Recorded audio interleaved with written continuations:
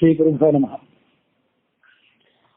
ನಿನ್ನೆ ದಿವಸ ನಾವು ರುಕ್ಮಿಣಿ ಕೃಷ್ಣನಿಗೆ ಪ್ರಣಯ ಪತ್ರ ಬರೆದಂತಹ ಕಥೆಯನ್ನು ನೋಡಿದೆವು. ಭುವನ ಸುಂದರನೇ, ನಿನ್ನ ಗುಣ ಮತ್ತು ಸೌಂದರ್ಯಕ್ಕೆ ನಾನು ಮನಸೋತಿದ್ದೇನೆ, ನನ್ನನ್ನು ಬಂದು ಬೇಗ ಸ್ವೀಕಾರ ಮಾಡುವ, ರಾಕ್ಷಸ ಪದ್ಧತಿಯ ಮೂಲಕ ನನ್ನನ್ನು ಮದುವೆ ಮಾಡ್ಕೋ. ಒಂದು ವೇಳೆ ನೀನು ನನ್ನನ್ನು ಸ್ವೀಕಾರ ಮಾಡುವುದರಲ್ಲಿ ಹಿಂದೆ ಮುಂದೆ ನೋಡಿದರೆ ನಾನು ಕಠಿಣವಾದ ವ್ರತೋಪವಾಸಗಳನ್ನು ಮಾಡಿ ನನ್ನ ಶರೀರವನ್ನು ಕೃಷವನ್ನಾಗಿ ಮಾಡಿಕೊಂಡು ಪ್ರಾಣ ಬಿಟ್ಟು ಬಿಡ್ತೇನೆ. 100 ಜನ್ಮ ಆದರೂ ನಿನ್ನನ್ನು ಸೇರ್ಲಿಕ್ಕೆ ಪ್ರಯತ್ನ ಪಡ್ತೇನೆ ಹೊರತು ಬೇರೆಯವರನ್ನ ಮದುವೆ ಆಗೋದಿಲ್ಲ ಅಂತ ಭಾಗವತದಲ್ಲಿ ಬಂದಿದ್ದು ನೋಡಿದ್ವಿ. ರುಕ್ಮಿಣೀಶಿಯಲ್ಲಿ ಬಂದಂತೆ ಅವನ ಕೃಷ್ಣನ ಸರ್ವಶ್ರೇಷ್ಠತೆಯನ್ನ ಆಕೆ ಆ ಪತ್ರದಲ್ಲಿ ವ್ಯಕ್ತನಿಸಿದ್ದಳು. ಅದರಂತೆ ನಿನ್ನನ್ನೇ ನಾನು ಪಡ್ಕೊಳ್ಬೇಕು ಅಂತ ಅಪೇಕ್ಷೆ ಪಟ್ಟಿದ್ದೇನೆ ಅನ್ನೋದನ್ನು ಆ ಪತ್ರದಲ್ಲಿ ಆಕೆ ಬರೆದಿದ್ದಳು.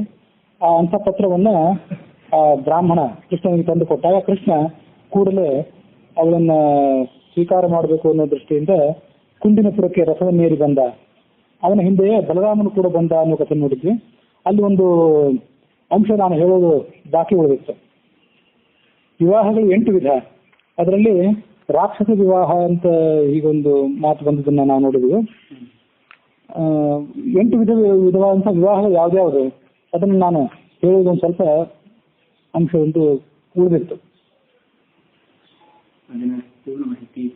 ಬ್ರಾಹ್ಮ, ಆಶ, ದೈವ, ಪ್ರಜಾಪತ್ಯ, ಗಾಂಧರ್ವ, ಆಸುರ, ರಾಕ್ಷಸ ಮತ್ತು ಪಿಶಾಚ ಎಂಬುದಾಗಿ 8 ವಿಧವಾದಂತಹ ವಿವಾಹಗಳು.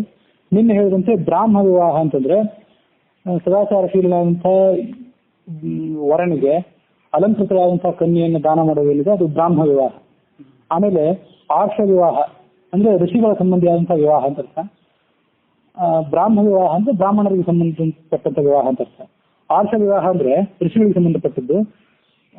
ವರನಿಂದ ಆಕಳುಗಳನ್ನು ಪಡೆದು ಗೋವನ್ನು ಪಡ್ಕೊಂಡು ಕನ್ಯೆಗೆ ಪ್ರತಿಯಾಗಿ ಕನ್ಯಾಪಿತೃವಾದವನು ವರನಿಂದ ಇಷ್ಟು ಗೋವುಗಳನ್ನು ನನಗೆ ನೀನು ಕೊಡಬೇಕು ಅಂತ ನಿಬಂಧನೆ ಹಾಕಿ ಅದಕ್ಕೆ ಪ್ರತಿಯಾಗಿ ಕನ್ಯೆಯನ್ನು ಕೊಡೋದೇನಿದೆ ಇದು ಆರ್ಷ ವಿವಾಹ.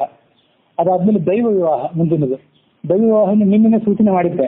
ಯಜ್ಞ ಮೊದಲಾದವುಗಳಲ್ಲಿ ಯಜ್ಞದ ಪುರೋಹಿತ ಇರ್ತಾನಲ್ಲ, ಆ ಪುರೋಹಿತನಾದವನಿಗೆ ಯಜ್ಞದ ಯಜಮಾನನಾದಂತಹ ಬ್ರಾಹ್ಮಣ ಕನ್ಯೆಯನ್ನು ಕೊಡೋದು, ದಕ್ಷಿಣೆಯನ್ನು ಕೊಡೋದು ಇತ್ಯಾದಿ ಇದ್ದೇ ಇದೆ. ಹಾಗೆ ಕನ್ಯೆಯನ್ನು ಕೊಡೋದು ಏನಿದೆಯಲ್ಲ ಅದಕ್ಕೆ ದೈವ ವಿವಾಹ ಅಂತ ಕರೀತಾರೆ. ಇದೇ ಹರಿವಂಶದಲ್ಲಿ ಹಿಂದೊಂದ್ಸರಿ ಬಂದಿತ್ತು. ಒಬ್ಬ ರಾಜ ತನ್ನ ಕನ್ಯೆಯನ್ನು ಕೊಟ್ಟ ಅಂತಿದೆ. ಆದ್ರೆ ಅವನು ತಗೊಂಡಂತ ಕನ್ಯೆಯನ್ನು ತಾನು ಮದುವೆ ಆಗಲಿಲ್ಲ. ಅವಳನ್ನು ಬೆಳೆಸಿ ಮುಂದೆ ಮತ್ತೊಬ್ಬ ರಾಜನಿಗೆ ಅವಳನ್ನು ಮದುವೆ ಮಾಡಿಕೊಟ್ಟ ಅಂತ ಇಲ್ಲೇ ಅಂತ ಹರಿವಂಶದಲ್ಲಿ ಬಂದಿತ್ತು. ಹೀಗೆ ಆ ಯಜ್ಞದಲ್ಲಿ ಭಾಗವಹಿಸಿದಂತಹ ಪುರೋಹಿತರಿಗೆ ಕನ್ಯೆಯನ್ನು ಕೊಡೋದಂತ ಪದ್ಧತಿ ಇದ್ದೇ ಇದೆ. ಕನ್ಯೆಯನ್ನ ಪತ್ನಿ ಎಂಬುದಾಗಿ ಕೊಡೋದು ಅಥವಾ ಅವನು ಸ್ವೀಕಾರ ಮಾಡೋದು ಒಂದು ಪದ್ಧತಿ, ಅಥವಾ ಅವನವನ್ನ ತಾನು ಸ್ವೀಕಾರ ಮಾಡಿಯೂ ಕೂಡ ಮಗಳಂತೆ ಬೆಳೆಸೋದು ಏನಿದೆ ಅದು ಸ್ವಲ್ಪ ಅಪವಾದ ಸಂಗತಿ. ಸಾಮಾನ್ಯವಾಗಿ ಕನ್ಯೆಯನ್ನು ದಾನ ಮಾಡೋದು, ಪತ್ನಿ ರೂಪದಲ್ಲಿ ಇವಳನ್ನು ಸ್ವೀಕಾರ ಮಾಡುವಂತ ದಾನ ಮಾಡೋದೇ ಈ ಆರ್ಷ ಪದ್ಧತಿ, ದೈವ ಪದ್ಧತಿ. ಆರ್ಷ ಪದ್ಧತಿ ಅಂದ್ರೆ ಆಕಳಗಳನ್ನು ಪಡೆದುಕೊಂಡು ಕನ್ಯೆಯನ್ನು ಕೊಡೋದು. ಅದಾದ್ಮೇಲೆ ಪ್ರಾಜಾಪತ್ಯ ಪದ್ಧತಿ. ನಿನ್ನೆ ದಿವಸ ಅದನ್ನು ಹೇಳಿದ್ದೆ. ಪ್ರಾಜಾಪತ್ಯ ಅಂದ್ರೆ ನೀವಿಬ್ಬರು ಕೂಡ ಧರ್ಮಾರ್ಥ ಕಾಮಗಳ ವಿಷಯದಲ್ಲಿ ಪರಸ್ಪರ ಮೀರಬೇಡಿ, ಒಬ್ಬರನ್ನೊಬ್ಬರು ಅದಕ್ಕೆ ಹೊಂದಿಕೊಂಡಿರಿ ಅಂತ ಇಬ್ಬರಿಗೂ ಆಜ್ಞೆ ಮಾಡಿ ಸೂಚನೆ ಮಾಡಿ ಆ ಪ್ರಕಾರ ಕನ್ಯಾದಾನ ಮಾಡೋದೇನಿದೆ ಅದು ಪ್ರಾಜಾಪತ್ಯ. ಈ ಬ್ರಾಹ್ಮ ಮತ್ತು ಪ್ರಾಜಾಪತ್ಯ ಇವೆರಡೂ ಕೂಡ ಸದ್ಯ ನಡೆಯುವಂತಹ ವಿವಾಹದಲ್ಲಿ ಮಿಳಿತವಾಗಿವೆ ಅಂತ ನಿನ್ನೆ ನಾವು ನೋಡಿದ್ವಿ. ಅದಾದ್ಮೇಲೆ ಗಾಂಧರ್ವ ವಿವಾಹ ಕೂಡ ಎಲ್ಲರಿಗೂ ಗೊತ್ತು. ಕನ್ಯೆ ಮತ್ತು ವರ ಇಬ್ರು ಕೂಡ ಪರಸ್ಪರರನ್ನು ಒಪ್ಪಿಸಿಕೊಳ್ಳೋದು. ಬೇರೆ ಯಾರು ಇಲ್ಲದೆ ಇದ್ರು ತಾವು ಇಷ್ಟಪಟ್ಟು ಮಾಲಾರ್ಪಣೆ ಮಾಡಿಕೊಳ್ಳುವ ಮೂಲಕ ಮದುವೆ ಆಗೋದೇನಿದೆ ಅದನ್ನ ಗಾಂಧರ್ವ ವಿವಾಹ ಅಂತ ಕರೀತಾರೆ. ಆಮೇಲೆ ಆಸುರ ವಿವಾಹ ಅದ್ರ ಮುಂದಿಂದು. ಆಸುರ ವಿವಾಹ ಅಂತಂದ್ರೆ ಅಸುರರಿಗೆ ಸಂಬಂಧಪಟ್ಟಂತ ವಿವಾಹ. ಕನ್ಯೆಯನ್ನ ಸ್ವೀಕಾರ ಮಾಡುವಂತಹ ವರ ಆ ಕನ್ಯೆಗೆ ಬದಲಾಗಿ ಕನ್ಯಾಪಿತೃವಿಗೆ ಧನವನ್ನು ಕೊಡೋದೇನಿದೆ ಅದಕ್ಕೆ ಆಸುರ ವಿವಾಹ ಅಂತ ಕರೀತಾರೆ. ಹಾಗಾಗಿ ಅದು ಕ್ಷುದ್ರ. ಹಸುವನ್ನು ಕೊಡೋದು ಕನ್ಯೆಗೆ ಶುಲ್ಕವಾಗಿ ಅದ್ ಈಗಿನ ಕಾಲದಲ್ಲಿ ತೆರ ಅಂತ ಕರೀತಾರೆ. ಉತ್ತರ ಕನ್ನಡದಲ್ಲಿ ಸ್ವಲ್ಪ ಬಳಕೆಯಲ್ಲಿದೆ. ತೆರ ಅಥವಾ ತೆರವು ಅಂತ ಕರೀತಾರೆ. ಆ ತೆರವಿನ ರೂಪದಲ್ಲಿ ಗೋವುಗಳನ್ನು ಕೊಡೋದೇನೋ ಪವಿತ್ರವಾದದ್ದು, ಅದನ್ನೆಲ್ಲರೂ ಮಾನಿಸಬಹುದು. ಆದ್ರೆ ದುಡ್ಡನ್ನು ಕೊಡೋದೇನಿದೆ ಈಗ ಸದ್ಯ ಪದ್ಧತಿಯಲ್ಲಿರೋದು ದುಡ್ಡನ್ನು ಕೊಡೋದು. ಅದಾದ್ರೂ ಇತ್ತೀಚೆಗೆ ಲೋಪ ಆಗಿ ಹೋಗಿದೇನೋ ಅಂತ ನನ್ನ ಭಾವನೆ. ಅಂತೂ ದುಡ್ಡು ಕೊಡೋದೇನಿದೆಯಲ್ಲ ಅದು ಕ್ಷುದ್ರ. ಹಾಗಾಗಿ ಈ ಕೊನೆ 4 ವಿವಾಹಗಳು ಗಾಂಧರ್ವ, ಆಸುರ, ರಾಕ್ಷಸ ಮತ್ತು ಪಿಶಾಚಿ ಏನಿವೆ ಇವು ಅಸಾತ್ವಿಕ ಅಂತ ನಿನ್ನೆ ನಾವು ನೋಡಿದ್ವಿ. ಅವ್ರು ಏನಿದ್ರು ಆಸುರ ಅಂದ್ರೆ ದುಡ್ಡು ಕೊಟ್ಟು ಕನ್ಯೆಯನ್ನು ಪಡೆಯೋದು, ಇದು ಆಸುರ ಪದ್ಧತಿ. ಅದಾದ್ಮೇಲೆ ರಾಕ್ಷಸ ಪದ್ಧತಿ ಅಂದ್ರೆ ಕನ್ಯೆಯನ್ನು ಅಪಹರಣ ಮಾಡೋದು, ಅಪಹರಣ ಮಾಡ್ಕೊಂಡು ಹೋಗಿ ಮದುವೆ ಆಗೋದು. ಅವ್ಳು ಇಚ್ಛೆಯಲ್ಲಿ ಇದೆಯೋ ಇಲ್ಲೋ ಅಂತ ಅವ್ರು ತಿಳಿಸಿಲ್ಲ, ಕೇವಲ ಅಪಹಾರ ಮಾಡೋದಕ್ಕಷ್ಟೇ ಆಸುರ ವಿವಾಹ ಅಂತ ಕರೀತಾರೆ. ಪಿಶಾಚ ವಿವಾಹ ಅಂತಂದ್ರೆ ಮಲಗಿದ ಅಥವಾ ಪ್ರಜ್ಞಾರಹಿತರಾದಂತಹ ಕನ್ಯೆಯನ್ನ ಬಲಾತ್ಕಾರವಾಗಿ ಮದುವೆ ಮಾಡ್ಕೊಳ್ಳೋದು, ಇದಕ್ಕೆ ಪಿಶಾಚ ವಿವಾಹ ಅಂತ ಕರೀತಾರೆ. ಅಂತೂ ಪಿಶಾಚ, ರಾಕ್ಷಸ, ಆಸುರ, ಗಾಂಧರ್ವ ಇವು 4 ಅಸಾತ್ವಿಕ ಮದುವೆಗಳು. ಮೊದಲಿನ 4 ಮದುವೆಗಳೇ ಸಾತ್ವಿಕ ಮದುವೆಗಳು. ಅದರಲ್ಲೂ ಈಗ ಬಳಕೆ ಇರೋದು ಆ ದೈವ ಆರ್ಷ ಇಂಥವೆಲ್ಲ ಬಳಕೆಯಲ್ಲಿ ಇಲ್ಲ. ಈಗ ಬ್ರಾಹ್ಮ ಮತ್ತು ಪ್ರಾಜಾಪತ್ಯ ಇವೆರಡಿಂದಲೂ ಮಿಶ್ರಿತವಾದಂತಹ ಮದುವೆ ಈಗ ಪ್ರಚಲಿತ ಇರುವಂಥದ್ದು. ಅದರಲ್ಲಿ ನನ್ನನ್ನು ನೀನು ರಾಕ್ಷಸ ಪದ್ಧತಿಯಿಂದ ಮದುವೆ ಮಾಡಿಕೋ ಅಂತ ಕೃಷ್ಣ ಹೀಗೆ ರುಕ್ಮಿಣಿ ವಿಜ್ಞಾಪನೆ ಮಾಡ್ಕೊಂಡು ಅಂತಿದೆ.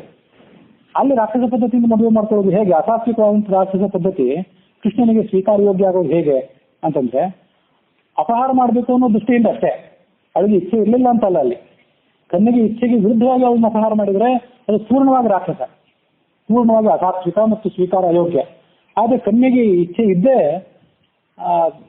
ಕಾರಣಾಂತರಗಳಿಂದ ಆಕೆಗೆ ಮದುವೆ ಸಾಧ್ಯ ಆಗದೇ ಇದ್ದಾಗ ವರ ಅದನ್ನ ಆಕೆಯನ್ನು ಅಪಹಾರ ಮಾಡಿದರೆ ಅದು ಸ್ವಲ್ಪ ಸಾತ್ವಿಕನೇ ಆಗ್ಬೋದು. ಕೃಷ್ಣನಿಗೆ ಯಾವ ನಿಯಮಗಳೇ ಅನ್ವಯ ಆಗುವಂಥವಲ್ಲ, ಅವನಿಗೆ ಯಾವ ಸಂಗತಿಯೂ ಕೂಡ ನಿಯಮ ಆಗುವಂಥದ್ದು ಅನ್ವಯ ಆಗುವಂಥದ್ದಲ್ಲ. ಹಾಗಾಗಿ ರಾಕ್ಷಸ ಪದ್ಧತಿಯಿಂದ ನನ್ನನ್ನು ಮದುವೆ ಆಗುವಂತ ಅವ್ರು ಕೇಳ್ಕೊಂಡಿದ್ಲು. ಆ ಪ್ರಕಾರಣ ಕೃಷ್ಣ ಅಲ್ಲಿಗೆ ಕುಂದಿನಪುರಕ್ಕೆ ಬಂದಿದ್ದ. ಅದರ ನಂತರ ನಾವು ಕಥೆಯನ್ನು ಏನ್ ನೋಡ್ತೀವಿ ಅಂದ್ರೆ, ಕುಂದಿನಪುರ ವಾಸಿಗಳು ಪರಸ್ಪರ ಮಾತಾಡ್ಕೊಳ್ತಾ ಇದ್ರು. ಕೃಷ್ಣ ರುಕ್ಮಿಣಿ ಇಬ್ರು ಮದುವೆ ಆಗುವ ಘಟನೆಯನ್ನು ನಾವು ನೋಡೋದಾದ್ರೆ ಇದು ನಮ್ಮ ಜೀವಮಾನದ ಪರಮ ಸೌಭಾಗ್ಯ ಅಂತ ಮಾತಾಡ್ಕೊಳ್ತಿದ್ರು ಅಂತ ನೋಡಿದ್ವಿ. ಅದಾದ ಬಳಿಕ ಆ ಕೃಷ್ಣನ ಪ್ರೇಯಸಿಯಾದಂತಹ ರುಕ್ಮಿಣಿ ಜನರು ಹೀಗೆ ಮಾತಾಡ್ಕೊಳ್ತಾ ಇದ್ದಾಗಲೇ ರಾಜಭಟರಿಂದ ಕೂಡಿದವಳಾಗಿ ಕಾಲ್ನಡಿಗೆಯಿಂದ ಹೊರಟಳು. ತನ್ನ ಅರಮನೆಯ ಅಂತಃಪುರದಿಂದ ಹೊರಗೆ ಬಂದು ಅಂಬಿಕಾಲಯ, ಪಾರ್ವತಿ ಮತ್ತು ಶಿವನ ಆಲಯಕ್ಕೆ ಬಂದಳು. ಕಾಲ್ನಡಿಗೆಯಲ್ಲಿ ಬಂದು ಅಂತಿದೆ, ಮೌನವಾಗಿದ್ದಳು ಅಂತಿದೆ. ಅವಳ ತಾಯಿ ಮತ್ತು ತಾಯಂದಿರಿಗೆ ಸಮಾನವಾದಂಥವರು ಮತ್ತು ವೃದ್ಧರಾದಂತಹ ಬ್ರಾಹ್ಮಣ ಸ್ತ್ರೀಯರು, ಸಖಿಯರು ಸುತ್ತಮುತ್ತಲಿದ್ರು. ಶೂರರಾದಂತಹ ರಾಜಭಟರಿದ್ರು, ಮಂಗಳವಾದ್ಯವು ಮೊಳಗುತ್ತಾ ಇದ್ದವು. ಆ ಉಳಿದವರೆಲ್ಲರೂ ಕೂಡ, ಸಾವಿರಾರು ಸಖಿಯರೆಲ್ಲರೂ ಕೂಡ ಪೂಜಾ ಸಾಮಗ್ರಿಗಳನ್ನ, ಕಾಣಿಕೆಗಳನ್ನೆಲ್ಲ ತಗೊಂಡು ಬರ್ತಾ ಇದ್ರು. ಗಾಯಕರು ಮತ್ತು ವಂದಿಮಾಗದರೆಲ್ಲರೂ ಕೂಡ ಆ ವಂಶದ ಬಿರುದಾವಳಿಗಳನ್ನು ಹೇಳ್ತಾ ಇದ್ರು. ಅಂಬಿಕಾದೇವಿಯ ಗರ್ಭಗೃಹವನ್ನು ಆಕೆ ಪ್ರವೇಶ ಮಾಡಿದ್ಲು. ಅಲ್ಲಿ ಒಂದು ಅಂಶ ನಾವು ನೋಡ್ಬೇಕು. ಈಗ ನಾನು ಹೇಳಿದ ಭಾಗವತದ ಮಾಹಿತಿ, ಪಾರ್ವತಿ ದೇವಾಲಯಕ್ಕೆ ಬಂದಳು, ಕಾಲ್ನಡಿಗೆಯಲ್ಲಿ ಬಂದಳು ಅಂತೇಳಿ. ಆದ್ರೆ ಹರಿವಂಶ ಏನ್ ಹೇಳ್ತದಂದ್ರೆ, ಆಕೆ 4 ಕುದುರೆಗಳಿಂದ ಕೂಡಿದಂತಹ ರಥದಲ್ಲಿ ಕೂತ್ಕೊಂಡು ಜ್ಯೇಷ್ಠ ನಕ್ಷತ್ರದ ದಿವಸ ಅರಮನೆಯಿಂದ ಹೊರಗೆ ಬಂದಳು. ಅದು ಬಂದಿದ್ದವಳಿಗೆ ಎಲ್ಲಿಗೆ ಅಂದ್ರೆ ಸಚಿ ದೇವಿಯ ದೇವಾಲಯಕ್ಕೆ, ಇಂದ್ರ ಮತ್ತು ಸಚಿ ದೇವಿಯ ದೇವಾಲಯಕ್ಕೆ ಬಂದಳು ಅಂತಿದೆ. ಇವೆರಡನ್ನ ಹೊಂದಾಣಿಕೆ ಮಾಡೋದು ಹೇಗೆ? ಆಚಾರ್ಯರು ಕೂಡ ತಾತ್ಪರ್ಯದ ಮೇಲೆ ಏನು ಹೇಳಿಲ್ಲ, ಸುರೇಕ್ಷಣ ಅಂತ ಅಷ್ಟೇ ಹೇಳಿದ್ರು. ಸುರ ಅಂದ್ರೆ ದೇವತೆಗಳ ಆಲಯವನ್ನು ದರ್ಶನ ಮಾಡುವಂತ ನೆಪದಿಂದ ಹೊರಗೆ ಬಂದಳು ಅಂತ ಅಷ್ಟೇ ಇದೆ. ಭಾಗವತವನ್ನು ಹರಿವಂಶವನ್ನ ಗೋವಿಂದಾಚಾರ್ಯರು, ಬನ್ನಂಜಿ ಗೋವಿಂದಾಚಾರ್ಯರು ಅದನ್ನು ಹೊಂದಿಸ್ತಾರೆ. ಮೊದಲು ರುಕ್ಮಿಣಿ ಕಾಲ್ನಡಿಗೆಯಿಂದ ಅರಮನೆಯಿಂದ ಹೊರಬಿದ್ದು ಪಾರ್ವತಿ ದೇವಾಲಯಕ್ಕೆ ಬಂದಳು. ಅಲ್ಲಿ ಆ ಪಾರ್ವತಿಯ ದೇವಾಲಯದಲ್ಲಿ ಎಲ್ಲ ರೀತಿಯಾದಂತಹ ಪೂಜೆಯನ್ನು ಸಲ್ಲಿಸಿ ತನ್ನ ಮೌನವನ್ನು ಮುರಿದು ಆಮೇಲೆ ರಥವನ್ನು ಹತ್ತಿ ಅದೇ ಸಮೀಪ, ಅದೇ ಆವರಣದಲ್ಲಿದ್ದಂಥ ಸಚಿ ದೇವಿಯ ದೇವಾಲಯಕ್ಕೆ ಹೋದಳು. ಮುಂದೆ ಕುದುರೆಯನ್ನು ಹತ್ತಿದ್ಲು, ಕುದುರೆಯಿಂದ ಹುಡಿದಂತ ಆ ರಥವನ್ನು ಹತ್ತಿದ್ಲು ಅಂತ ಅಲ್ಲಿ ಅರ್ಥ ಮಾಡ್ಕೊಳ್ಬೇಕು. ಅಂತ ಅವ್ರ ನಿಯಮ ಏನಿತ್ತಂದ್ರೆ, ಮೌನವಾಗಿ ಬರಬೇಕು, ಕಾಲ್ನಡಿಗೆಯಿಂದ ಬರಬೇಕು ಅರಮನೆಯಿಂದ ಅಂತ ನಮಗೆ ನಿಯಮ ಇತ್ತು. ಆ ನಿಯಮ ಮಾಸ್ತಿಕ ಅಂತಿದೆ. ಆ ನಿಯಮವನ್ನ ಪಾರ್ವತಿ ದೇವಿಯ ದೇವಾಲಯಕ್ಕೆ ಬರೋ ತನಕ ಪಾಲಿಸಿದ್ಲು. ಆಮೇಲೆ ಮೌನವನ್ನು ಮುರಿದಳು, ನಿಯಮವನ್ನು ಮುರಿದಳು ಅಂತಿದೆ. ಮೌನವನ್ನು ಮುರಿದಿರಬೇಕು ಮತ್ತು ಕಾಲ್ನಡಿಗೆಯಲ್ಲಿ ಬರಬೇಕು ಅನ್ನೋ ನಿಯಮವನ್ನು ಮುರಿದು ರಥವನ್ನು ಏರಿದ್ದಿರಬೇಕು. ಅದು ಗೋವಿಂದಾಚಾರ್ಯರ ವಿವರಣೆ. ಗೋವಿಂದಾಚಾರ್ಯರು ಕೂಡ ಅದನ್ನ ಸ್ವಂತ ಏನು ಹೇಳಿಲ್ಲ. ಈ ದಕ್ಷಿಣ ಭಾರತದಲ್ಲಿ ಪ್ರಚಲಿತ ಇರುವಂತಹ ಭಾಗವತದಲ್ಲಿ 58ನೇ ದಶಮಸ್ಕಂದ 58ನೇ ಅಧ್ಯಾಯ 51ನೇ ಶ್ಲೋಕದಲ್ಲಿ ಆ ಮಾಹಿತಿ ಇದೆ. ನಮ್ಮೆದುರಿಗಿರುವಂತಹ ಭಾಗವತ ಇವತ್ತಿನ ಉತ್ತರ ಭಾರತದ ಪಾಠಾನುಸಾರಿ ಆಯ್ತು, ಇಲ್ಲಿ ಅದಿಲ್ಲ ಮಾಹಿತಿ. ಆದ್ರೆ ದಕ್ಷಿಣ ಭಾರತದಲ್ಲಿ ಅದಿರೋದ್ರಿಂದ ಗೋವಿಂದಾಚಾರ್ಯ ಅದನ್ನ ಎತ್ತಿ ಹಿಡಿದು ಹೀಗೆ ಅದನ್ನು ಹೊಂದಿಸ್ಕೋಬೇಕು ಅಂತ ಹೇಳ್ತಾರೆ.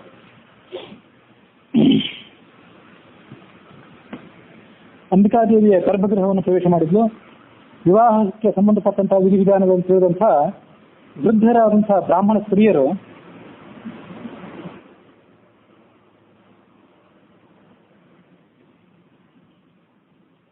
ವೃದ್ಧರಾದಂತಹ ಬ್ರಾಹ್ಮಣ ಸ್ತ್ರೀಯರು ಅವಳ ಕೈಯಿಂದ ಎಲ್ಲ ರೀತಿಯಾದ ಪೂಜೆಯನ್ನು ಮಾಡ್ತಿದ್ರು ಆ ರುಕ್ಮಿಣಿ ಕೈಯಿಂದ. ಆಮೇಲೆ ಆಕೆ ಕೈ ಮುಗಿದು ಶಿವಾನಿ ಅಥವಾ ಪಾರ್ವತಿಯನ್ನ ಪ್ರಾರ್ಥನೆ ಮಾಡ್ಕೊಂಡ್ರು. ನಮಸ್ತೆ ತ್ವಾಂ ಅಂಬಿಕೆ ವೀಕ್ಷಣಂ ಸ್ವಸಂತಾನಯುತಾಂ ಶಿವಾಂ ಭೂಯಾತ್ ಪತಿರ್ಮೇ ಭಗವಾನ್ ಕೃಷ್ಣಸ್ತದನುಮೋದತಾಂ. ತಾಯಿ, ನಿನ್ನ ತೊಡೆ ಮೇಲೆ ಕುಳಿತಿರುವಂತಹ ನಿನ್ನ ಪ್ರಿಯಪುತ್ರನಾದಂತಹ ಗಣೇಶ ಅವನನ್ನ ಮತ್ತು ನಿನ್ನನ್ನ ನಾನು ನಮಸ್ಕಾರ ಮಾಡ್ತೇನೆ. ನಿನ್ನ ಪತಿಯಾದಂತಹ ಶಿವನನ್ನು ಕೂಡ ನಮಸ್ಕಾರ ಮಾಡ್ತೇನೆ. ಕೃಷ್ಣನೇ ನನಗೆ ಪತಿಯಾಗುವಂತೆ ಆಗಲಿ, ನನ್ನ ಈ ಪ್ರಾರ್ಥನೆಯನ್ನು ನೀನು ದಯವಿಟ್ಟು ಅನುಮೋದಿಸಬೇಕು ಅಂತ ಆ ಪಾರ್ವತಿಯನ್ನು ಕೇಳ್ಕೊಂಡ್ಳು ಅವಳು. ಹೀಗೆ ಅದಾದ ಬಳಿಕ ಆ ಬ್ರಾಹ್ಮಣ ಸ್ತ್ರೀಯರ ನಿರ್ದೇಶನದಂತೆ ಜಲ, ಗಂಧ, ಅಕ್ಷತೆ, ಧೂಪ, ಪುಷ್ಪಮಾಲೆ, ಹಾರ ಇತ್ಯಾದಿ ಕಾಣಿಕೆಗಳನ್ನ ಅಂಬಿಕಾದೇವಿಗೆ ಅವಳು ಸಲ್ಲಿಸಿದ್ಲು. ಮತ್ತು ಸುಮಂಗಲಿಯರಾದಂತಹ ಬ್ರಾಹ್ಮಣ ಸ್ತ್ರೀಯರಿಗೆ ಮೇಲೆ ಹೇಳಿದಂತಹ ಸಾಮಗ್ರಿಗಳನ್ನೆಲ್ಲ ಸಲ್ಲಿಸಿ ಆ ಬ್ರಾಹ್ಮಣ ಸ್ತ್ರೀಯರಿಗೆ ಪೂಜೆನೂ ಮಾಡಿದರು. ಬ್ರಾಹ್ಮಣ ಸ್ತ್ರೀಯರು ರಾಜಕುಮಾರಿಗೆ ಪ್ರಸಾದವನ್ನು ಕೊಟ್ಟರು. ಮತ್ತೆ ಅಂಬಿಕಾದೇವಿಗೆ ಮತ್ತೊಮ್ಮೆ ಮತ್ತು ಬ್ರಾಹ್ಮಣ ಸ್ತ್ರೀಯರಿಗೆ ನಮಸ್ಕಾರ ಮಾಡಿ ಆಕೆ ಪ್ರಸಾದ ಸ್ವೀಕರಿಸಿದ್ದು. ಮೌನವನ್ನು, ಆ ನಿಯಮವನ್ನು ಮುರಿದು ತನ್ನ ಕಮಲದಂತಹ ಕೈಯನ್ನ, ಒಂದು ವಜ್ರದ ಉಂಗುರ ಧರಿಸಿದ್ಲು. ಆ ವಜ್ರದ ಉಂಗುರದಿಂದ ಶೋಭಾಯಮಾನವಾದಂತಹ ಕಮಲದಂತಹ ಕೈಯನ್ನ ತನ್ನ ಸೇವಕಿಯೊಬ್ಬಳ ಕೈಯಲ್ಲಿ ಕೊಟ್ಟು ಅವಳ ಕೈಯನ್ನು ಹಿಡ್ಕೊಂಡು ಆಕೆ ಅಂಬಿಕಾಲಯದಿಂದ ಹೊರಗೆ ಬಂದಳು. ಭಾಗವತ ಹೇಳುವಂತೆ, ದಕ್ಷಿಣ ಭಾರತದ ಪಾಠ ಭಾಗವತ ಹೇಳುವಂತೆ ಆಕೆ ಅಲ್ಲಿಂದ ಮುಂದೆ ಸಚಿ ದೇವಿಯ ದೇವಾಲಯಕ್ಕೆ ಬಂದಳು. ಜ್ಯೇಷ್ಠಾನಕ್ಷತ್ರ ದಿವಸ ಬಂದಳು ಅಂತ ಹರಿವಂಶ ಹೇಳುವಂತ ಮಾಹಿತಿ. ಆ ಸಂದರ್ಭದಲ್ಲಿ ಕೃಷ್ಣ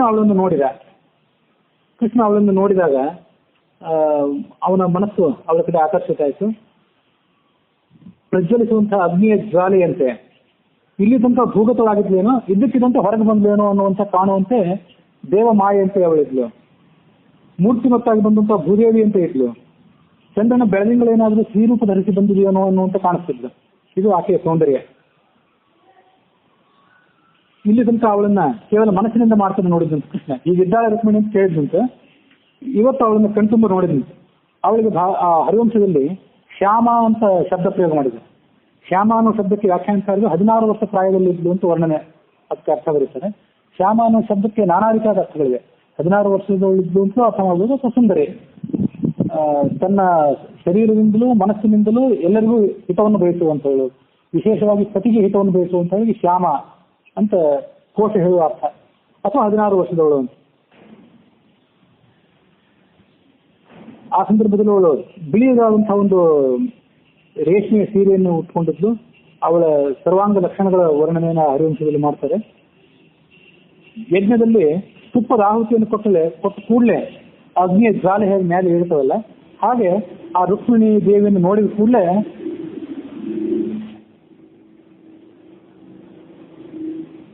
ಕೃಷ್ಣನ ಮನಸ್ಸಿನಲ್ಲಿ ಆಕೆಯ ಬಗೆಗೆ ಇದ್ದಂತಹ ಆಕರ್ಷಣೆ ಅದು ಪ್ರಜ್ವಲಿಸಿತು ಅಂತ ವರ್ಣನೆ ಇದೆ. ರುಕ್ಮಿಣಿಯಲ್ಲಿ ಅವನ ಮನಸ್ಸು ನೆಟ್ಟು ಹೋಯಿತು.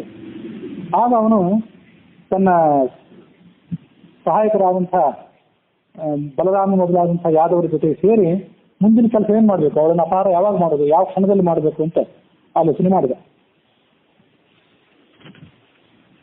ರುಕ್ಮಿಣಿ ದೇವಿ ಸೂರಾದಿ ಶೂರರನ್ನು ವೀರಾತಿ ವೀರರನ್ನು ಕೂಡ ಅವರೆಲ್ಲರನ್ನು ಕೂಡ ಮೋಹಗೊಳಿಸುವಂತ ಸೌಂದರ್ಯ ಅವಳದಾಗಿತ್ತು. ಅವಳು ಹಂಸದಂತೆ, ರಾಜಹಂಸದಂತೆ ರುಕ್ಮಿಣಿ ನಡೆದುಕೊಂಡು ಹೋಗುವಾಗ ಅವಳ ಅನುಪಮವಾದಂತಹ ಈ ಕಾಂತಿಯನ್ನು ನೋಡಿ ಆ ರಾಜರೆಲ್ಲರೂ ಕೂಡ ಬುದ್ಧಿ ಕೆಟ್ಟಿರುವಂತ ವರ್ಣನೆ ಮಾಡ್ತದೆ ಭಾಗವತದ 53ನೇ ಸ್ಕಂದದಲ್ಲಿ. ಕೆಲವರು ಕೈಯಲ್ಲಿ ಆಯುಧ ಹಿಡಿದ ತಯಾರಾಗಿದ್ರು. ಯಾಕಂದ್ರೆ ಇನ್ನು ಯಾವುದೇ ಕ್ಷಣದಲ್ಲಿ ಕೃಷ್ಣ ಆಕ್ರಮಣ ಮಾಡಿಬಿಡ್ಬೋದು, ತಯಾರಾಗಿರ್ಬೇಕಂತ ಬಿಚ್ಚು ಕತ್ತಿಯಿಂದ ತಯಾರಾಗಿದ್ರು. ಆ ಬುದ್ಧಿ ಕೆಟ್ಟು ಆ ಕೈಯಲ್ಲಿದ್ದ ಆಯುಧವೇ ಜಾರಿ ಹೋಯ್ತು. ಕೆಲವರಿಗೆ ಜಾರಿ ಹೋಯ್ತು ಅಷ್ಟೇ ಅಲ್ಲ, ಜಾರಿ ಹೋದ ಆಯುಧ ಅವ್ರಿಗೆ ಗೊತ್ತಾಗ್ಲಿಲ್ಲ ಹೀಗಾಯ್ತಲ್ಲ ಅಂತ. ರಥ ಅಶ್ವಗಳ ಮೇಲಿದ್ದವ್ರು ಕೆಲವರು ಇದ್ರು. ಅವರು ರುಕ್ಮಿಣಿಯನ್ನು ಆ ಕಡೆ ಈ ಕಡೆ ನೋಡ್ತಿದ್ದವ್ರು ಅಲ್ಲಿಂದ ಜಾರಿ ಕೆಳಗೆ ಬಿದ್ರು. ಸೇವಕರು ಅವ್ರನ್ನ ನಿಲ್ಲಿಸ್ಬೇಕಾಯ್ತು.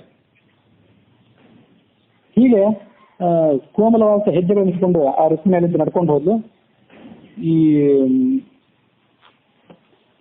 ರುಕ್ಮಿಣೇಶ್ವರ ವಿಜಯದಲ್ಲಿ ವಾದರಾಜರ ವರ್ಣನೆ ಏನ್ ಮಾಡ್ತಾರೆ ಅಂತಂದ್ರೆ, ಆ ರುಕ್ಮಿಣಿಯ ಮುಖದಿಂದ ಮನ್ಮಥ ತಾನೇ ಹೊರಗೆ ಬಂದ. ತಾನು ಹೊರಗೆ ಬಂದು ಈ ರಾಜರೆಲ್ಲರನ್ನು ಕೂಡ ಸಮುದ್ರನಾಗಿ ಮಾಡಿದ ಅಂತ ರುಕ್ಮಿಣಿ ವಿಜಯದಲ್ಲಿ ವಾದರಾಜರು ವರ್ಣನೆ ಮಾಡ್ತಾರೆ. ಯಾಕಂದ್ರೆ ತನ್ನ ತಾಯಿಯಾದಂಥ ಆ ರುಕ್ಮಿಣಿಯನ್ನ ಬೇರೆ ರಾಜರು ಹೀಗೆ ನೋಡೋದು ಅವನಿಗೆ ಸಹನ ಆಗ್ಲಿಲ್ಲಂತೆ. ಹಾಗಾಗಿ ಆಕೆಯ ಮುಖದಿಂದ ಅವನು ಹೊರಗೆ ಬಂದು, ಕೃಷ್ಣನೇ ನನ್ನ ತಾಯಿಯನ್ನು ತಕೊಂಡು ಹೋಗ್ಬೇಕು, ಈ ರಾಜರೆಲ್ಲ ಸಮುದ್ರರಾಗಿ ಹೋಗ್ಲಿ, ಸುತ್ತಮುತ್ತಲಿನ ವಾತಾವರಣದ ಪರಿವೇ ಅವರಿಗಿಲ್ಲದಂತೆ ಆಗಲಿ ಅಂತ ಹೇಳಿ ಅವರನ್ನ ತನ್ನ ಬಾಣದಿಂದ ಸಮುದ್ರನಾಗಿ ಮಾಡಿದ ಅಂತ ರುಕ್ಮಿಣಿ ವಾದರಾಜರು ಹೇಳ್ತಾರೆ. ತನ್ನ ಬಾಣದಿಂದ ಅಂತಂದ್ರೆ ಅವನು ಹೂಬಾಣ, ಪುಷ್ಪಬಾಣ ಅಂತ ಕರೀತಾರೆ. ಬೇರೆ ಮಾಹಿತಿ ಪ್ರಕಾರ ನೋಡ್ಬೇಕಾದ್ರೆ ಅವನ 5 ಬಾಣಗಳು ಯಾವುದು? ಅರವಿಂದಂ, ಅಶೋಕಂಚ, ಚ್ಯೂತಂಚ, ನವಮಲ್ಲಿಕ, ನೀಲೋತ್ಪಲಂಚ ಪಂಚೈತೆ ಪಂಚಬಾಣಸ್ಯ ಸಹಾಯಕ. ಅರವಿಂದ ಅಂದ್ರೆ ಕಮಲ, ಕೆಂಪು ಕಮಲ.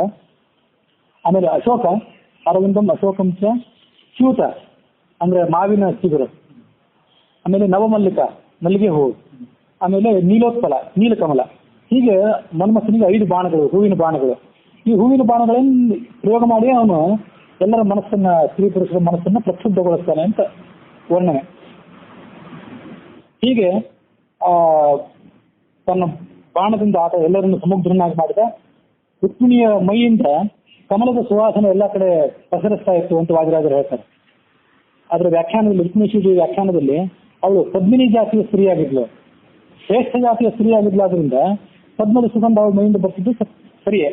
ಪದ್ಮಿನಿ, ಚಿತ್ರಿಣಿ, ಶಂಕಿನಿ, ಹಸ್ತಿನಿ ಅಂತ ಸ್ತ್ರೀಯರ 4 ಪ್ರಭೇದಗಳು ವಾತ್ಸಾಯನ ಹೇಳುವಂತೆ. ಅದರಲ್ಲಿ ಪದ್ಮಿನಿ ಜಾತಿಯ ಸ್ತ್ರೀ ಅತಿ ಶ್ರೇಷ್ಠ ಸ್ತ್ರೀ. ಆ ಪದ್ಮಿನಿ ಜಾತಿಯ ಸ್ತ್ರೀಯರ ಗುಂಪಿನಲ್ಲೇ ಅವಳು ಅತಿ ಶ್ರೇಷ್ಠಳಾದಳು. ಪದ್ಮಪ್ರಿಯೆ, ಪದ್ಮಿನಿ, ಪದ್ಮಹಸ್ತೆ ಅಂತ ಅವಳನ್ನ ಶ್ರೀಸೂಕ್ತ ವರ್ಣನೆ ಮಾಡ್ತೀವಿ. ಹಾಗೆ ಅಂಥ ಪದ್ಮಿನಿ ಜಾತಿಯ ಸ್ತ್ರೀಯಾದಂತಹ ಅವಳ ಶರೀರದಿಂದ ಕಮಲದ ಸುಗಂಧ ಹೊರಗೆ ಬರ್ತಾ ಇತ್ತು. ರಾಜರೆಲ್ಲರೂ ಕೂಡ ಮನ್ಮಥನ ಪ್ರಭಾವದಿಂದ ಮಂಕು ಕವಿದಂತವರಾಗಿದ್ದರು. ಕೃಷ್ಣ ಅಲ್ಲಿ ಹೊರಗೆ, ಕೃಷ್ಣ ಆ ರಾಜರ ಸಮೂಹದಿಂದ ಮುಂದೆ ಬಂದು ಅವಳನ್ನ ತನ್ನ ಕಡೆ ಸೆಳೆಕೊಳ್ಳಲಿಕ್ಕೆ ಅಂತ ಹತ್ರ ಬಂದ. ಅದು ಯಾರಿಗೂ ಗೊತ್ತೇ ಆಗಲಿಲ್ಲ ಇವರಿಗೆ, ಈ ರಾಜರಿಗೆ. ಎಲ್ಲರೂ ಮಂತ್ರಮುಗ್ಧರಾಗಿಬಿಟ್ಟಿದ್ರು. ಎಲ್ಲ ರಾಜರು ನೋಡ್ತಿದ್ದಂತೆ ಆ ಕೃಷ್ಣ ರುಕ್ಮಿಣಿಯನ್ನ ತನ್ನ ಗರುಡ ಧ್ವಜವುಳ್ಳಂತಹ ತನ್ನ ರಥದಲ್ಲಿ ಕೂಡಿಸ್ಕೊಂಡ. ಅವಳು ಕೂಡ ಅದನ್ನೇ ನಿರೀಕ್ಷೆ ಮಾಡ್ತಾ ಇದ್ಲು. ಕೃಷ್ಣ ಕೈ ಸನ್ನೆ ಮಾಡಿದ ಕೂಡಲೇ ಅವನ ಕಡೆ ಹೋಗ್ಬಿಟ್ಟು ರಥದಲ್ಲಿ ಕೂತ್ಕೊಂಡ್ಬಿಟ್ಲು. ರಥದಲ್ಲಿ ಅವ್ರು ಹೋಗಿ ಕೂತ್ಕೊಂಡ ಮೇಲೆ ಇವರಿಗೆಲ್ಲ ಹೆಸರು ಆಯ್ತು, ಉಳಿದ ರಾಜರಿಗೆ.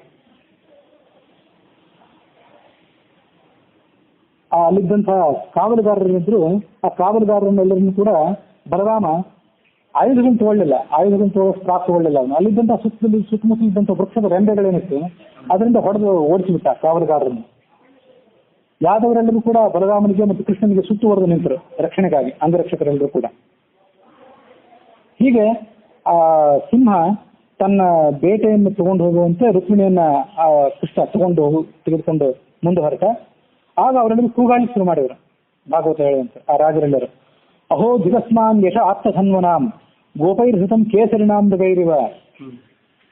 ಸಿಂಹದ ಬೇಟೆಯನ್ನ ಗುಳ್ಳೆನರಿಗಳು ಅಪಹಾರ ಮಾಡುವಂತೆ ಈ ದುಷ್ಟರಾದಂತಹ ಯಾದವರು, ವಂಚಕರಾದಂತಹ ಯಾದವರು, ನಮ್ಮ ಬೇಟೆ ಅವಳು, ನಮಗೆ ಸಲ್ಲಬೇಕಾದವಳು, ನಮ್ಮ ನಾಯಕನಾದಂತಹ ಜರಾಸಂಧನ ಮಗನಾದಂತಹ ಶಿಶುಪಾಲನಿಗೆ ಸಲ್ಲಬೇಕಾದವಳು, ಅವಳನ್ನು ಈ ಯಾದವರು ಅಪಹಾರ ಮಾಡ್ತಿದ್ದಾರಲ್ಲ ಅಂತ ಅವರೆಲ್ಲ ಸಿಟ್ಟು ಮಾಡ್ಕೊಂಡ್ರು.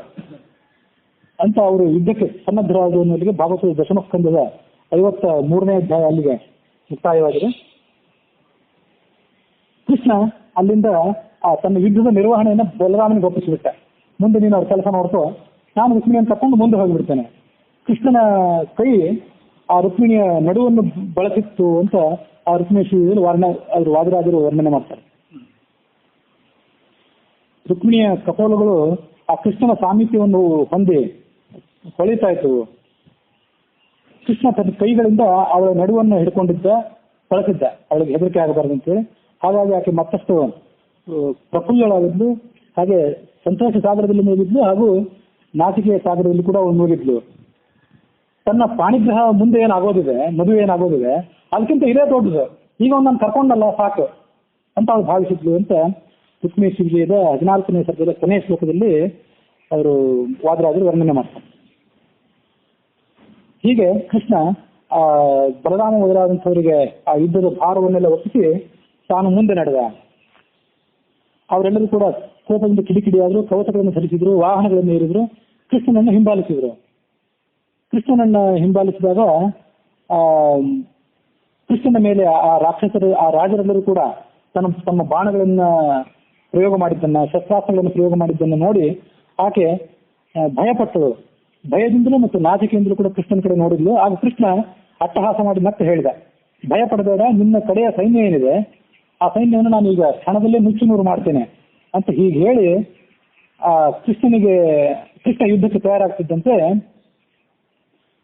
ಕೃಷ್ಣನಿಗೆ ಸಹಾಯಕರಾದಂತಹ ಗದ ಅಂದ್ರೆ ಕೃಷ್ಣನ ತಮ್ಮ ಸಂಕರ್ಷಣ ಅಂದ್ರೆ ಕೃಷ್ಣನ ಅಣ್ಣನಾದಂತಹ ಬಲರಾಮ, ಇವರೆಲ್ಲರೂ ಕೂಡ ಶತ್ರು ಸೈನಿಕರನ್ನ ನಾಶ ಮಾಡಲಿಕ್ಕೆ ಪ್ರಾರಂಭ ಮಾಡಿದ್ರು. ಕುದುರೆಗಳು, ಹೆಸರುಗಟ್ಟೆಗಳು, ಆನೆಗಳು, ಒಂಟೆಗಳು ಮೊದಲಾದವುಗಳು ಸಾವಿರಾರು ಸಂಖ್ಯೆಯಲ್ಲಿ ಅಲ್ಲಿ ಧ್ವಂಸವಾದವು. ಉಳಿದವರೆಲ್ಲರಿಗೂ ಕೂಡ ಕೃಷ್ಣ ನಮ್ಮನ್ನು ಸೋಲಿಸುವಂತ ಅಷ್ಟೇ ದುಃಖ. ಈ ಶಿಶುಪಾಲನಿಗೆ ಇಮ್ಮಡಿ ದುಃಖ ಏನಂದ್ರೆ, ಸೋತೆ ಅಂತ ಒಂದು ದುಃಖ, ಹೆಂಡತಿನ ಕಳ್ಕೊಂಡಲ್ಲ ಅಂತ. ಮದುವೆಯಾದ ಹೆಂಡತಿನ ಯಾರು ಅಪಹಾರ ಮಾಡ್ಕೊಂಡು ಹೋಗ್ಬಿಟ್ಟು ಉಗ್ರಗಾಮಿಗೆ ಅಪಹಾರ ಮಾಡಿದ್ರೆ ಏನ್ ದುಃಖ ಆಗ್ಬೇಕಲ್ಲ, ಅಷ್ಟು ದುಃಖ ಅವನಿಗೆ ಆಗಿತ್ತು ಅಂತ ಇಲ್ಲಿದೆ. ರುಕ್ಮಿಣಿಯನ್ನು ಇನ್ನೂ ಮದುವೆ ಆಗಿಲ್ಲದೆ ಇದ್ರು ರುಕ್ಮಿಣಿ ಅಪಹರಣದಿಂದ ಅವನಿಗೆ ಮದುವೆ ಆದಂತ ಹೆಂಡತಿಯನ್ನೇ ಕಳ್ಕೊಂಡಷ್ಟು ದುಃಖ ಆಗಿತ್ತು ಅಂತ ಭಾಗವತದ ದಶಮಸ್ಕಂದದ 54ನೇ ಅಧ್ಯಾಯದಲ್ಲಿದೆ. ಇನ್ನು ಬದುಕಿ ಉಳಿಬೇಕು ಅನ್ನೋ ಉತ್ಸಾಹ ಅವನಿಗೆ ಉಳಿಲಿಲ್ಲ. ಮುಖ ಕಾಂತಿಹೀನ ಆಗಿಬಿಟ್ಟಿತ್ತು, ಮುಖ ಬಾಡಿ ಹೋಗಿತ್ತು. ಆಗ ಜರಾಸಂಧ ಅವನಿಗೆ ಸಮಾಧಾನ ಮಾಡಿದ, ಭಾಗವತ ಹೇಳುವಂತೆ. ಜರಾಸಂಧಿಗೂ ನಿಶ್ಚಿತ ಆಯ್ತು, ಇನ್ನು ಮುಗಿತು, ಪರಿಸ್ಥಿತಿ ಕೈ ಮೀರಿತು, ಇನ್ನು ರುಕ್ಮಿಣಿ ನಮಗೇನು ಸಿಗೋದಿಲ್ಲ ಅಂತ ಅವನಿಗೆ ನಿಶ್ಚಿತ ಆಗಿತ್ತು. ಹಾಗಾಗಿ ಅವನು ಆ ರುಕ್ಮಿಣಿಯನ್ನ ಪಡೆಯಬೇಕು ಅನ್ನುವಂಥ ಆಸೆಯನ್ನು ಬಿಟ್ಟು ಕೊಡುವಂತ ಶಿಶುಪಾಲನಿಗೆ ಅವನು ಉಪದೇಶ ಮಾಡಿದ. ಭೋ ಪುರುಷ ಶಾರ್ದೂಲ ದೌರ್ಮನಸ್ಯಮಿದಂ ತ್ಯಜ ನ ಪ್ರಿಯಾಪ್ರಿಯೋ ರಾಜನ್ ನಿಷ್ಠಾದೇಹಿಷು ದೃಶ್ಯತೆ. ಪುರುಷ ಶ್ರೇಷ್ಠನಾದಂತಹ ಶಿಶುಪಾಲನೆ, ದುಃಖ ಬಿಟ್ಟು ಬಿಡು. ಸುಖವೇ ಆಗಲಿ ದುಃಖವೇ ಆಗಲಿ ಯಾವುದು ಶಾಶ್ವತ ಅಲ್ಲ ಮನುಷ್ಯನಿಗೆ. ಒಂದು ಹೀಗೆ ಸುಖ ಮತ್ತೊಂದು ದುಃಖ. ಯಥಾ ದಾರುಮಯೀ ಯೋಷಿ ನೃತ್ಯತೆ ಕುಹಕೇಚ್ಛಯ ಏವಂ ಈಶ್ವರ ತಂತ್ರೋಯಂ ಈಹತೆ ಸುಖ ದುಃಖಯೋಹೋ. ಕಟ್ಟಿಗೆಯ ಗೊಂಬೆಗಳಿರ್ತಾವಲ್ಲ, ಸೂತ್ರದ ಗೊಂಬೆಗಳು ಅಥವಾ ದಾರದ ಸೂತ್ರದ ಗೊಂಬೆಗಳು ಅಥವಾ ಸಲಾಕೆ ಗೊಂಬೆಗಳು, ಅವುಗಳನ್ನ ಕುಹಕ ಅಂದ್ರೆ ಗೊಂಬೆ ಆಟಲವನ್ನ ಇರ್ತಾನಲ್ಲ ಕಲಾವಿದ, ಅವನು ಹೇಗೆ ಆಡಿಸ್ತಾನಲ್ಲ ಹಾಗೆ ಈಶ್ವರನ ತಂತ್ರಕ್ಕೆ ಅಧೀನನಾಗಿ ಈ ಜೀವ ಕುಣಿತಾನೆ. ಕುಣಿಬೇಕು. 23 ಅಕ್ಷೋಹಿಣಿ ಸೈನ್ಯವನ್ನು ಪ್ರತಿ ಬಾರಿ ತಗೊಂಡು ಹೋಗಿದ್ದೆ ನಾನು. ಪ್ರತಿ ಸರಿ 23 ಅಕ್ಷೋಹಿಣಿ ಸೈನ್ಯ ನಮ್ದು ನಾಶವಾದ್ರು ಪ್ರತಿ ಸರಿ ಹೊಸದಾಗಿ 23 ಅಕ್ಷೋಹಿಣಿ ಸೈನ್ಯವನ್ನು ಕಷ್ಟಪಟ್ಟು ಹೊಂದಿಸಿಕೊಂಡು ಕೃಷ್ಣನ ದಂಡಕ್ಕೆ ಹೋದೆ. 17 ಬಾರಿ ಅವನನ್ನು ನಾನು ಸೋಲಿಸಲ್ಪಟ್ಟೆ, ನಾನೇ ಸೋತೋದೆ. 18ನೇ ಬಾರಿ ಅವನನ್ನೇ ನಾನು ಸೋಲಿಸಿದೆ ಅಂತ ಈ ಜರಾಸಂಧ ಹೇಳ್ಕೊತಾನೆ. ಸೋಲಿಸಿದಂದೇನೋ ಕೃಷ್ಣ ಓಡಿ ಹೋದಾದ್ರಿಂದ ಜರಾಸಂಧ ನಾನು ಅವನು ಸೋಲಿಸಿದೆ. 17 ಬಾರಿ ಸೋಲಿಸಿದೆ, ನಾನು ಸೋತೆ ಅನ್ನೋದು ನಾನೇನು ದುಃಖ ಪಡಲಿಲ್ಲ. ದುಃಖ ಪಡ್ತಕ್ಕಿದ್ರೆ ಕೆಲಸ ಆಗ್ಬೇಕಲ್ಲ. ಯಾಕೆಂದ್ರೆ ಕಾಲದಿಂದ ಈ ಜಗತ್ತಿನ ಕಾಲದ ಪ್ರಭಾವಕ್ಕೆ ಒಳಪಟ್ಟು ಈ ಜಗತ್ತು ನಡೀತಿದೆ ಅನ್ನೋದು ನನಗೆ ಗೊತ್ತು. ಹಾಗಾಗಿ ಸುಖಗಳನ್ನ ಮತ್ತು ದುಃಖಗಳನ್ನು ನಾನು ಸಮಾನವಾಗಿ ನೋಡಬಲ್ಲೆ. ಇವತ್ತು ನಾವೆಲ್ಲರೂ ಮಹಾಬಲಿಷ್ಠರೇ. ನಾನು ಜರಾಸಂಧ, ದಂತವಕ್ರ, ನೀನು ಶಿಶುಪಾಲ, ರುಕ್ಮಿ, ಇವರೆಲ್ಲರೂ ಮಹಾಬಲಿಷ್ಠರೇ. ಅದೇನ್ ಮಾಡೋದು? ಆ ಯಾದವರು ನಮ್ಗಿಂತ ಸೈನ್ಯದಲ್ಲಿ ಕಡಿಮೆ ಸಂಖ್ಯೆಯುಳ್ಳವರಾದ್ರೂ ಅವರು ನಮ್ಮನ್ನು ಹೊಡೆದು ಓಡಿಸಿಬಿಟ್ರು. ಕಾಲವು ಅವರಿಗೆ ಅನುಕೂಲವಾಗಿದೆ. ಕಾಲವು ಮುಂದೆ ನಮಗೆ ಅನುಕೂಲ ಆದಾಗ ನಾವು ಮತ್ತೆ ಯಾದವನ್ನು ಗೆಲ್ಲೋಣ, ನೀನು ಸಮಾಧಾನ ಪಟ್ಕೋ ಅಂತ ಆ ಜರಾಸಂಧ ಶಿಶುಪಾಲನಿಗೆ ಹೇಳಿ ತನ್ನ ಅನುಯಾಯಿಗಳನ್ನು ಕರ್ಕೊಂಡು ಅವನು ತನ್ನ ದೇಶಕ್ಕೆ ಹಿಂತಿರುಗಿ ಬಿಟ್ಟ. 15ನೇ ಸರ್ಗದಲ್ಲಿ ರುಕ್ಮಿಣೀಶಿ ವಿಜಯದಲ್ಲಿ ವಾದಿರಾಜರು ಆ ಯುದ್ಧವನ್ನು ವರ್ಣನೆ ಮಾಡ್ತಾರೆ. ವಿವಿಧ ರಾಜರು ಹತಾಶರಾಗಿ ಕೃಷ್ಣನ ಮೇಲೆ ಮತ್ತು ಬಲರಾಮನ ಮೇಲೆ ಯುದ್ಧ ಮಾಡ್ಲಿಕ್ಕೆ ಹೋದ್ರಲ್ಲ, ಅವರಿಗೆ ರುಕ್ಮಿಣಿಯ ವಿಯೋಗ ಏನಾಗಿತ್ತು, ರುಕ್ಮಿಣಿಯಿಂದ ಬೇರ್ಪಟ್ಟಿದ್ರಲ್ಲ ಅವರೆಲ್ಲ, ಅದನ್ನ ಅವ್ರಿಗೆ ತಡ್ಕೊಳ್ಳಿಕ್ಕಾಗಿರ್ಲಿಲ್ಲ. ಹಾಗಾಗಿ ಆ ರುಕ್ಮಿಣಿಯ ವಿಯೋಗಕ್ಕಿಂತ ಸತ್ತೋಗೋದೇ ಒಳ್ಳೆಯದಂತ ಅವರೆಲ್ಲ ಆಲೋಚನೆ ಮಾಡಿದ್ರು. ಕೃಷ್ಣನ ಸೈನ್ಯ ನಮ್ಮನ್ನು ಕೊಲ್ಲಿ ಅಂತ ಅವರೆಲ್ಲರೂ ಕೂಡ ಪ್ರಾಣತ್ಯಾಗ ಮಾಡ್ಲಿಕ್ಕೆ ತಯಾರಾಗಿದೆ. ಹಾಗಾಗಿ ಆ ಕೃಷ್ಣನ ಮೇಲೆ ಯುದ್ಧ ಮಾಡಿ ಸೋತು ಹೋಗಿಬಿಟ್ರು. ಕೃಷ್ಣನ ಕಡೆಯ ಸೈನಿಕರು, ಯಾದವ ಸೈನಿಕರು ಎಷ್ಟೋ ಜನ ರಾಜರ ಮತ್ತು ರಾಜ ಸೈನಿಕರ ಭುಜಗಳನ್ನು ಕತ್ತರಿಸಿದ್ರಂತೆ. ಯಾಕೆಂದ್ರೆ ನೀವು ರುಕ್ಮಿಣಿಯನ್ನು ಮದುವೆ ಆಗಲಿಕ್ಕೆ ಬಯಸ್ತೀರೇನು, ಯಾವ ಕೈಯಿಂದ ರುಕ್ಮಿಣಿಯನ್ನು ನೀವು ಆಲಿಂಗನ ಮಾಡಬೇಕು ಅಂತ ಬಯಸ್ತೀರಾ, ಯಾವ ಕೈಯಿಂದ ಅವಳ ಕಂಠಕ್ಕೆ ನೀವು ಮಂಗಲಸೂತ್ರ ಕಟ್ಟಬೇಕು ಅಂತ ಬಯಸ್ತೀರಾ, ಆ ಕೈಗಳನ್ನೇ ಕತ್ತರಿಸ್ತೀವಿ ಅಂತ ಅವ್ರ ಕೈಗಳನ್ನು ಕತ್ತರಿಸಿಬಿಟ್ರಂತೆ. ಯಾರು ಅವಳ ಮುಖ ಕಮಲವನ್ನು ನೋಡಬೇಕು ಅಂತ ಅಪೇಕ್ಷೆ ಪಟ್ಟಿದ್ರು ಯಾವ ರಾಜರು, ಅವರ ಇಡೀ ತಲೆಯನ್ನೇ ಕತ್ತರಿಸಿಬಿಟ್ರು. ಕೃಷ್ಣನನ್ನು ಪತಿಯನ್ನಾಗಿ ಪಡೆಯಬೇಕು ಅಂತ ರುಕ್ಮಿಣಿ ಪಾರ್ವತಿಯನ್ನು ಪ್ರಾರ್ಥನೆ ಮಾಡಿದ್ಲು. ಹಾಗೆ ಬ್ರಾಹ್ಮಣನನ್ನು ದೂತನನ್ನಾಗಿ ಕಳಿಸಿದ್ಲು. ಆದ್ರೆ ಆ ಪಾರ್ವತಿ ಈ ರುಕ್ಮಿಣಿಗೆ ಅಂದ್ರೆ ವಿಷ್ಣುವಿನ ಪತ್ನಿಯಾದಂತ ಲಕ್ಷ್ಮಿಗೆ ಸಹಾಯ ಮಾಡುವ ಪರಿಸ್ಥಿತಿಯಲ್ಲಿ ಇರಲಿಲ್ಲ. ಅಂತ ಹೇಳ್ತಾರೆ ವಾದಿರಾಜರು ರುಕ್ಮಿಣಿ ಶಿವಜೋಗದಲ್ಲಿ. ಯಾಕೆಂದ್ರೆ ಆ ಪಾರ್ವತಿಗೆ ಈ ಮನ್ಮಥನ ಬಗ್ಗೆನೂ ಮತ್ತು ಮನ್ಮಥನ ತಾಯಿ ಆದಂತಹ ಲಕ್ಷ್ಮಿ ಬಗ್ಗೆನೂ ಸ್ವಲ್ಪ ಸಿಟ್ಟು, ಅದು ಅಲಂಕಾರಿಕವಾದ ವರ್ಣನೆ. ಯಾಕೆಂದ್ರೆ ಆ ಮನ್ಮಥ ತನ್ನ ಗಂಡನಾದಂತಹ ಶಿವನಿಗೆ ಬಾಣ ಹೊಡೆದಿದ್ದ. ಬಾಣ ಹೊಡೆದಿದ್ದಾದ್ರೂ ಮನ್ಮಥನ ಮೇಲೆ ಸಿಟ್ಟಿತ್ತು. ಮನ್ಮಥನ ತಾಯಿ ಆದಂತಹ ರುಕ್ಮಿಣಿ ಮೇಲೂ ಅವಳಿಗೆ ಸಿಟ್ಟಿತ್ತು, ಅಂದ್ರೆ ಲಕ್ಷ್ಮೀ ದೇವಿ ಮೇಲೂ ಅವಳಿಗೆ ಸಿಟ್ಟಿತ್ತು. ಹಾಗಿರುವಾಗ ಪಾರ್ವತಿ ಮನ್ಮಥನ ತಾಯಿ ಆದಂತಹ ಲಕ್ಷ್ಮೀ ದೇವಿಗೆ ಹೇಗೆ ಸಹಾಯ ಮಾಡ್ತಾಳೆ? ಮತ್ತು ಆ ಬ್ರಾಹ್ಮಣ ಆದ್ರೂ ಕೂಡ ಹೇಗೆ ಸಹಾಯ ಮಾಡ್ಬೋದು ಈ ರುಕ್ಮಿಣಿಗೆ?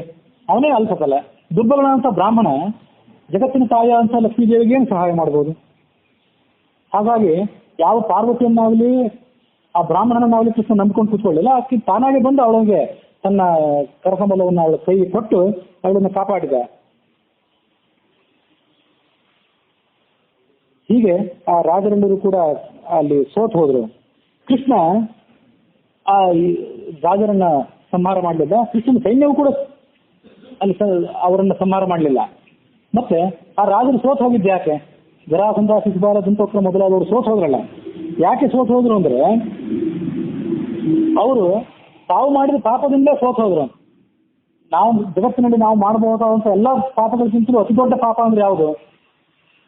ಅಧರ್ಮಾಚರಣೆ ಮಾಡೋದು, ತಿನ್ನಬಾರ್ದು ತಿನ್ನೋದು, ನೋಡಬಾರ್ದು ನೋಡೋದು, ಇವೆಲ್ಲ ಪಾಪಗಳು. ನಮ್ಮ ತಾಯಿಯನ್ನು ಕೆಟ್ಟ ಕಣ್ಣಿಂದ ನೋಡೋದು ಅಂದ್ರೆ ಅದೆಲ್ಲ ದೊಡ್ಡ ಪಾಪ. ಈ ಎಲ್ಲ ರಾಜರು ಲೋಕದ ಮಾತೆಯಾದಂತಹ ಲಕ್ಷ್ಮಿಯನ್ನು ಕೆಟ್ಟ ಕಣ್ಣಿಂದ ನೋಡಿದ್ರಲ್ಲ. ಹಾಗಾಗಿ ಅವರು ಮಾಡಿದಂತಹ ಎಲ್ಲ ಪಾಪಗಳಿಗಿಂತ ದೊಡ್ಡ ಪಾಪ ಅದು. ಹಾಗಾಗಿ ಆ ಪಾಪಗಳಿಂದಲೇ ಅವರು ಭಸ್ಮೀಭೂತರಾಗಿಬಿಟ್ಟಿದ್ರು. ಕೃಷ್ಣ ಅವರನ್ನು ಕೊಲ್ಲಬೇಕಾದ ಅವಶ್ಯಕತೆಯೇ ಇರಲಿಲ್ಲ. ಕೃಷ್ಣನ ಸೈನ್ಯಕ್ಕಂತೂ ಅಲ್ಲಿ ಏನು ಕೆಲಸ ಇರಲಿಲ್ಲ. ಹೀಗೆ ಆ ರಾಜರೆಲ್ಲರೂ ಕೂಡ ಅಲ್ಲಿಂದ ಹೊರಟು ಹೋಗ್ಬಿಟ್ರು. ಅವರೆಲ್ಲರೂ ಕೂಡ ಹತಾಶರಾಗಿ ಅಲ್ಲಿಂದ ಹೊರಟು ಹೋದ್ರು. ಮುಂದೆ ಆ ಹರಿವಂಶದಲ್ಲಿ ಅದಕ್ಕೆ ವಿಸ್ತೃತವಾದಂತಹ ವರ್ಣನೆ ಇದೆ. ಆ ಅಕ್ರೂರ, ದಂತವಕ್ರ ಇವರ ನಡುವೆ ಯುದ್ಧ ನಡೆಯಿತು. ಗವೇಷಣ, ಶಿಶುಪಾಲ ಅವರ ನಡುವೆ ಯುದ್ಧ ನಡೆಯಿತು. ಸಾತ್ಯಕಿಯ ನಡುವೆ ಕೂಡ ಯುದ್ಧ ನಡೆಯಿತು. ಹೀಗೆ ಪ್ರಬಲವಾದಂತಹ ಯುದ್ಧ ನಡೆಯಿತು. ಮಹಾಬಾಹುವಾದಂತಹ ಬಲರಾಮ ಆ ಜರಾಸಂಧನನ್ನು ಆಕ್ರಮಿಸಿದ. ಆಮೇಲೆ ಪೌಂಡ್ರಕ ವಾಸುದೇವ ಮತ್ತು ಈ ಕೃತವರ್ಮ ಅವರಿಬ್ಬರ ನಡುವೆ ಕೂಡ ಯುದ್ಧ ನಡೆಯಿತು. ನಿವೃತ್ತ ಶತ್ರು ಅಂತ ಯಾರೊಬ್ಬರ ಕಡೆ ಒಬ್ಬ, ಅವನು ಕಳಿಂಗ ರಾಜನನ್ನು ಎದುರಿಸಿದ. ಕಳಿಂಗ ರಾಜ ಜರಾಸಂಧನ ಕಡೆ ಇದ್ದ. ಅವರಿಬ್ಬರ ನಡುವೆ ಯುದ್ಧ ನಡೆಯಿತು. ಆಮೇಲೆ ಬಲಿ ಅಂತ ಒಬ್ಬ ಇದ್ದ, ಅವನು ರಾಕ್ಷಸರ ಸೈನ್ಯದಲ್ಲಿದ್ದ. ಅವನು ಯಾದವ ಸೈನ್ಯದಲ್ಲಿದ್ದಂಥ ವಿಡೂರಥ ಎಂಬವನನ್ನ ಎದುರಿಸಿದ. ಬಲರಾಮನನ್ನ ಜರಾಸಂಧ 3 ತೀಕ್ಷ್ಣವಾದಂತಹ ಬಾಣಗಳಿಂದ ಗಾಯ ಮಾಡಿದ. ಆಗ ಬಲರಾಮ 8 ಬಾಣಗಳಿಂದ ಜರಾಸಂಧನನ್ನ ಪ್ರಹಾರ ಮಾಡಿದ. ಬಲ್ಲಾಯುಧ ಅಂತ ಒಂದು ಆಯುಧವನ್ನು ಕೈಯಲ್ಲಿ ತಗೊಂಡು ಆ ಜರಾಸಂಧನ ಧ್ವಜವನ್ನು ಕತ್ತರಿಸಿದ. ಆ ಕತ್ತರಿಸಿ ಆ ಜರಾಸಂಧನ ಸೈನ್ಯವನ್ನೆಲ್ಲವನ್ನು ಕೂಡ ಅವನು ಧ್ವಂಸ ಮಾಡಿದ. ಅದಾದ್ಮೇಲೆ ಉಳಿದವರೆಲ್ಲರೂ ಸೋತಿದ್ದಕ್ಕಿಂತ ಹೆಚ್ಚಿನ ಸೋಲು, ಹೆಚ್ಚಿನ ಹತಾಶೆ, ಹೆಚ್ಚಿನ ಸಂಕಟ ಆಗಿದ್ದು ಶಿಶುಪಾಲನಿಗಿಂತ ನಾವು ಕೇಳಿದ್ವಿ. ಅಷ್ಟೇ ಸಂಕಟ ರುಕ್ಮಿ ಅಂತೂ ಇದ್ನಲ್ಲ, ಅವನಿಗೂ ಆಗಿತ್ತು. ರುಕ್ಮಿಣಿ ಅಣ್ಣ. ಆ ರುಕ್ಮಿಣಿ ಅಣ್ಣನಾದಂತಹ ರುಕ್ಮಿ ಶಿಶುಪಾಲನಿಗೆ ಅವನು ಮದುವೆ ಮಾಡಿಕೊಡ್ಬೇಕು ಅಂತ ಮಾಡಿದ್ದ. ಅವನಿಗೆ ಇನ್ನೊಂದು ದೊಡ್ಡ ದುಃಖವೇ ಆಗಿತ್ತು.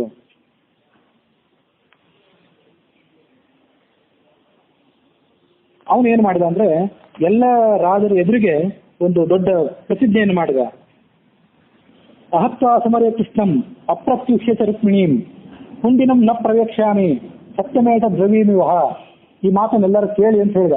ಎಲ್ಲ ರಾಜರು ಎದುರಿಗೆ ಹೇಳಿದಂತೆ. ಎರಡು ಕೂಡ ಒಂದೇ ಶ್ಲೋಕ ಇದೆ, ಭಾಗವತದಲ್ಲೂ ಮತ್ತು ಹರಿವಂಶದಲ್ಲೂ ಅದೇ ಶ್ಲೋಕ. ಅಹತ್ವಾ ವಿಧಿ ಗೋವಿಂದಂ ಅಂತ ಸ್ವಲ್ಪ ವ್ಯತ್ಯಾಸ ಇದೆ ಅಷ್ಟೇ. ಅಹತ್ವಾ ಸಮರೇ ಕೃಷ್ಣಂ ಅಹತ್ವಾ ವಿಧಿ ಗೋವಿಂದಂ ಅನಾನೀಯಚ ರುಕ್ಮಿಣೀಂ ಅಪ್ರತ್ಯುಷ್ಯಚ ರುಕ್ಮಿಣೀಂ. ಅನಾನೀಯ ಅಪ್ರತ್ಯುಷ್ಯ ಅಂತ ಕ್ರಿಯಾಪದ ವ್ಯತ್ಯಾಸ ಅಷ್ಟೇ. ಕುಂಡಿನಂ ನ ಪ್ರವೇಕ್ಷ್ಯಾಮಿ ಎರಡು ಕೂಡ ಒಂದೇ ಇದೆ. ಸತ್ಯಮೇತ ದ್ರವೀಮ್ಯಹಂ, ಎಲ್ಲ ರಾಜರೇ ನೀವು ಕೇಳಿ, ಕೃಷ್ಣನನ್ನ ಯುದ್ಧದಲ್ಲಿ ಕೊಲ್ಲದೆ ರುಕ್ಮಿಣಿಯನ್ನ ಶಿಶುಪಾಲನಿಗೆ ಕೊಡೋದಕ್ಕಾಗಿ ನಾನು ಇಲ್ಲಿ ತಿರುಗಿ ಕರೆತರದೆ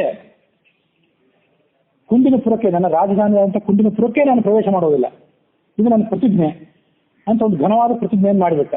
ಪ್ರತಿಜ್ಞೆಯನ್ನು ಮಾಡಿ ತನ್ನ ಒಂದು ಅಕ್ಷೋಹಿಣಿ ಸಮೇತವಾದಂತಹ ದೊಡ್ಡ ಸೈನ್ಯವನ್ನು ತಗೊಂಡು ಅವನು ಕೃಷ್ಣನ ಮೇಲೆ ದಂಡೆತ್ತು ಹೋದ.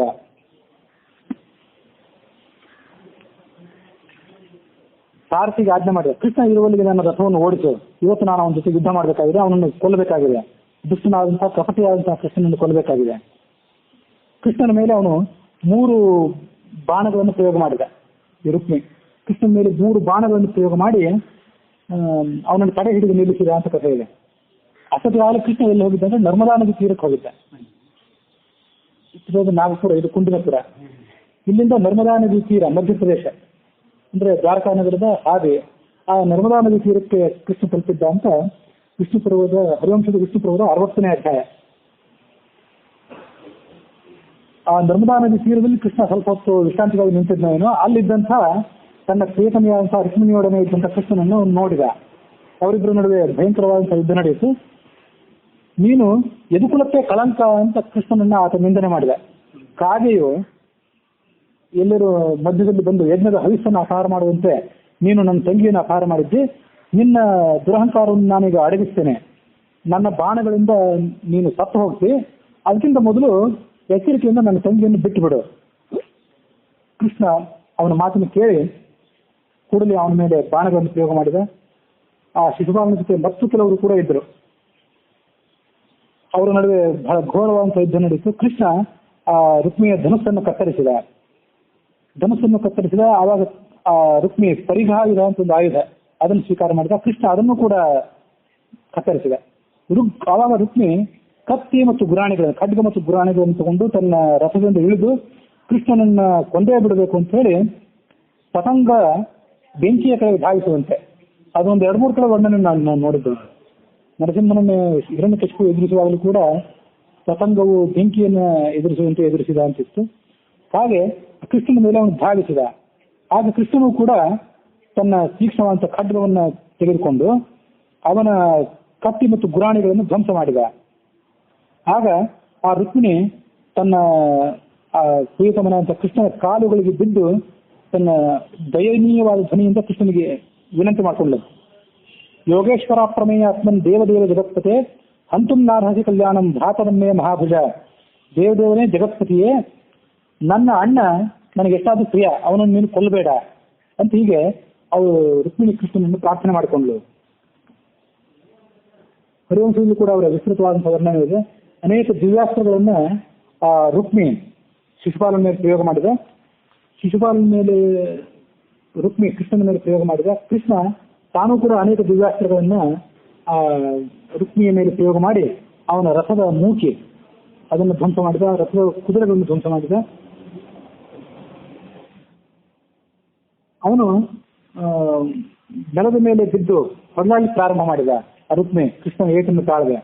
ಆಗ ತನ್ನ ಅಣ್ಣನಾದಂತಹ ರುಕ್ಮಿ ನೆಲದ ಮೇಲೆ ಬಿದ್ದು ಹೊರಲಾಡ್ತಿರುವುದನ್ನು ನೋಡಿ ಅವನನ್ನು ಜೀವಂತವಾಗಿ ಉಳಿಸಬೇಕು ಅಂತ ಅಪೇಕ್ಷೆ ಪಟ್ಟು ರುಕ್ಮಿಣಿ ಕೃಷ್ಣನ ಪಾದಕ್ಕೆ ಬಿದ್ದು, ಆಗ ಕೃಷ್ಣ ಅವಳನ್ನು ಮೇಲೆತ್ತಿ ಆಲಿಂಗನ ಮಾಡಿ ಅವಳಿಗೆ ಸಮಾಧಾನ ಮಾಡಿದ. ಆ ಹರಿವಂಶದಲ್ಲಿ ಅದು ವರ್ಣನೆ ಇಲ್ಲ. ಕೃಷ್ಣ ರುಕ್ಮಿಗೆ ಏನು ಶಿಕ್ಷೆ ಕೊಟ್ಟ ಅಂತ ವರ್ಣನೆ ಇಲ್ಲ. ಅದು ಭಾಗವತ ಆ ಕಥೆಯನ್ನು ಹೇಳ್ತದೆ. ಆ ರುಕ್ಮಿಯ ಜೊತೆಗೆ ಶ್ರುತರ್ವ ಮತ್ತು ಏಕಲವ್ಯ ಅಂತ ಕೂಡ ಒಬ್ಬ ಇದ್ದ. ಶ್ರುತರ್ವ ಎಂಬ ಒಬ್ಬ ಇದ್ದ ಅಂತ ಹರಿವಂಶ ಹೇಳ್ತದೆ. ಏಕಲವ್ಯನೂ ಇದ್ದ ಅಂತ ಹೇಳಿ ಶಾಸ್ತ್ರದಲ್ಲಿ ಹೇಳುವಂತ ಸಂಗತಿ. ಏಕಲವ್ಯನನ್ನ ಕೃಷ್ಣ ಕೊಂದೇ ಬಿಡ್ತಿದ್ದ. ಒಂದು ಭಯಂಕರವಾದಂತಹ ಅಸ್ತ್ರವನ್ನು ಕೈಗೆ ತಗೊಂಡಿದ್ದ. ಅದನ್ನು ನೋಡಿ ಏಕಲವ್ಯ ಅಲ್ಲಿಂದ ಓಡಿ ಹೋದ. ಏಕಲವ್ಯನೇ ಓಡಿ ಹೋಗಿದ್ದನ್ನು ನೋಡಿ ದಂತವಕ್ರ ಮೊದಲಾದವರು ಕೂಡ ಓಡಿ ಹೋದರು. ರುಕ್ಮಿ ಮಾತ್ರ ಕೃಷ್ಣನ ಎದುರಿಸುತ್ತಂತ. ಆಗ ಕೃಷ್ಣ ಅವನನ್ನ ರಸರಹಿತನನ್ನಾಗಿ ಮಾಡಿದ, ಆಯುಧರಹಿತನನ್ನಾಗಿ ಮಾಡಿದ. ಅವನ ಕುದುರೆ ಮೊದಲಾದವರನ್ನು ಕೂಡ ಕೊಂದು ಹಾಕಿದ. ರುಕ್ಮಿಣಿಯ ಮಾತನ್ನು ನಡೆಸಿಕೊಡೋದಕ್ಕಾಗಿ ಆತ ರುಕ್ಮಿಯನ್ನು ಕೊಲ್ಲದೆ ಹಾಗೆ ಬಿಟ್ಟ. ನಿಬದ್ಧ ಪಂಚಚೂಡಿನಂ ವಿಧಾಯತ್ತಂ ವ್ಯಸರ್ಜಯತ್ ಜಗಜ್ಜನಿತ್ರಯೋರಿದಂ ವಿಡಂಬನಂ ರಮೇಶಯೋಹೋ. ಕೃಷ್ಣ ಕೊಲ್ಲಬೇಕಂತ ಮಾಡಿದ್ದ, ರುಕ್ಮಿಣಿ ಕೊಲ್ಲಬೇಡ ಅಂತ ಹೇಳಿದ್ಲು ಅಂತ ಏನಿದೆಯಲ್ಲ, ಹಾಗಾದ್ರೆ ಅವ್ರ ನೋಡಿ ಭಿನ್ನಾಭಿಪ್ರಾಯ ಇರ್ತಾ ಅಂದ್ರೆ ಭಿನ್ನಾಭಿಪ್ರಾಯ ಏನು ಇರಲಿಲ್ಲ.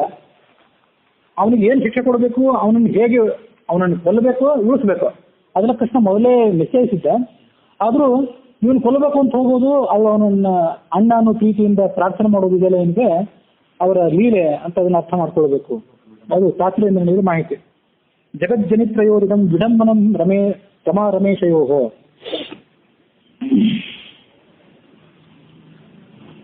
ರುಕ್ಮಿಣಿಯ ಒಂದೊಂದು ಅವಯವಗಳು ನಡುಗುತ್ತಾ ಇತ್ತು ಭಯದಿಂದ. ಅವಳ ಮುಖ ಬಾಡಿ ಹೋಗಿತ್ತು, ಕುತ್ತಿಗೆ ಬಿಗಿದಿತ್ತು. ಅಣ್ಣ ಎಲ್ಲಿ ಸತ್ತು ಹೋಗ್ತಾನೋ ಅಂತ ಇತ್ತು. ಅವಳಿಗೆ ಭಯ ಆಗಿತ್ತು. ಕಂಠದಲ್ಲಿ ಧರಿಸಿದಂತ ಸ್ವರ್ಣಹಾರ ಕೆಳಗೆ ಬಿದ್ದು ಹೋಗಿತ್ತು. ರುಕ್ಮಿಣಿ ತನ್ನ ಕಾಲು ಹಿಡಿದು ಪ್ರಾರ್ಥನೆ ಮಾಡೋದನ್ನು ನೋಡಿ ಕರುಣಾಕರಣ ಅಂತ ಕೃಷ್ಣ ಅವಳನ್ನ ಮೇಲೆ ಎತ್ತಿ ಹಿಡಿದ. ಆ ರುಕ್ಮಿಯನ್ನು ಅವನು ಕೊಲ್ಲಿಲ್ಲ, ಆದ್ರೆ ಹಾಗೆ ಬಿಡ್ಲಿಲ್ಲ. ಅವನೇನ್ ಮಾಡಿದ ಅಂದ್ರೆ ಅವನ ಕೈ ಕಾಲುಗಳನ್ನು ಬಟ್ಟೆಯಿಂದ ಬಿಗಿದು ತನ್ನಿದ್ದಂತ ಖಡ್ಗದಿಂದ ಅವನ ಗಡ್ಡ, ತಲೆ ಕೂದಲು ಮೊದಲಾದವುಗಳನ್ನು ಅಲ್ಲಲ್ಲಿ ವಿರೂಪವಾಗಿ ಕೆತ್ತಿದೆ, ಬೇಕಾಬಿಟ್ಟಿಯಾಗಿ ಕೆತ್ತಿದೆ ಅಂತ ಭಾಗವತ ಹೇಳ್ತೀವಿ. ಶಾಸ್ತ್ರೇಂದ್ರನೇ ಹೇಳುವಂತೆ ನಿಬದ್ಧ ಪಂಚಚೂಡಿನಂ, ಚೌಲ ಕರ್ಮದಲ್ಲಿ ಮಾಡ್ತಾರಲ್ಲ 5 ಕಡೆ ಬಿಡ್ತಾರಲ್ಲ, ಹಾಗೆ ಅವನಿಗೆ 5 ಚೂಡಗಳನ್ನು ಬಿಟ್ಟು. ಹೀಗೆ ಬಲರಾಮ, ಹೀಗೆ ಯಾದವ ಪ್ರಮುಖರು ಇಡೀ ಜರಾಸಂಧನ ಸೈನ್ಯವನ್ನು ಎಷ್ಟು ಲೀಲಾಜಾಲವಾಗಿ ಧ್ವಂಸ ಮಾಡಿದ್ರು ಅಂದ್ರೆ, ಆನೆಗಳು ಒಂದು ಕಮಲದ ವನವನ್ನು ನಾಶ ಮಾಡುವಷ್ಟೇ ಲೀಲಾಜಾಲವಾಗಿ ಧ್ವಂಸ ಮಾಡಿದರು.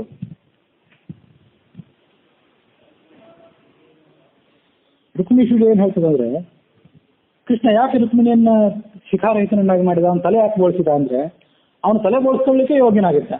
ಕಾರಣ ಏನಂದ್ರೆ, ಅವನ ಮನೆಯಿಂದ ಲಕ್ಷ್ಮಿ ಹೊರಗೆ ಬಿದ್ದಿದ್ಲು. ಲಕ್ಷ್ಮೀ ಸ್ವರೂಪ ಅಂತ ಆತನ ತಂಗಿಯಾಗಿ ಹುಟ್ಟಿದಂತ ರುಕ್ಮಿಣಿ ಅವನ ಮನೆಯಿಂದ ಹೊರಗೆ ಬಿದ್ದಿದ್ಲು. ಯಾವನ ಮನೆಯಿಂದ ಲಕ್ಷ್ಮಿ ಹೊರಗೆ ಬಿದ್ದಿದ್ದಾಳೆ ಅವನು ಎಲ್ಲವನ್ನೂ ಕಳ್ಕೊತಾನೆ. ಹಾಗಾಗಿ ಅವನು ತಲೆ ಬೋಳಿಸ್ಕೊಳ್ಳಿಕ್ಕೆ ಯೋಗ್ಯ ಅನ್ನೋದನ್ನು ಸೂಚನೆ ಮಾಡೋದಕ್ಕಾಗಿ ಕೃಷ್ಣ ಆ ರುಕ್ಮಿಣಿಯ ತಲೆಯನ್ನು ಬೋಳಿಸಿ ಆತನನ್ನು ವಿರೂಪರನ್ನಾಗಿ ಮಾಡಿ ಅವನನ್ನು ಅವಮಾನಿಸಿದ ಅಂತ ವರ್ಣನೆ ಇದೆ. ಆಗ ಬಲರಾಮನಿಗೆ ಮಾತ್ರ ಆ ಒಂದು ಸಂದರ್ಭದಲ್ಲಿ ಬಹಳ ಕರುಣೆಯಿಂದ ಬಂತು ಆ ರುಕ್ಮಿಣಿಯನ್ನು ನೋಡಿ. ಭಾಗವತ ಹೇಳುದು ಅಷ್ಟು ಮುಂಗೋಪಿಯಾಗಿದ್ರು, ಮಹಾ ಕಠೋರ ಸ್ವಭಾವದವನಾಗಿದ್ರು ಕೂಡ ಅವನು ಹೇಳಿದ, ಅಸಾಧ್ವಿನಂ ತ್ವಯಾ ಕೃಷ್ಣ ಕೃತಂ ಅಸ್ಮಜ್ಜುಗುಪ್ಸಿತಂ ವಪನಂ ಶ್ಮಶ್ರುಕೇಶಾನಾಂ ವೈರೂಪ್ಯಂ ಸುಹೃದೋ ವಧಃ.